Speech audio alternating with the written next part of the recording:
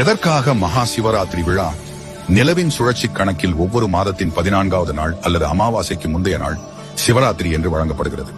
ஒரு வருடத்தில் வரும் 12 சிவராத்திரிகளில் மாசி மாதத்தில், பிப்ரவரி மார்ச் மாதத்தில் வரும் சிவராத்திரியை மகா சிவராத்திரி என்பர்.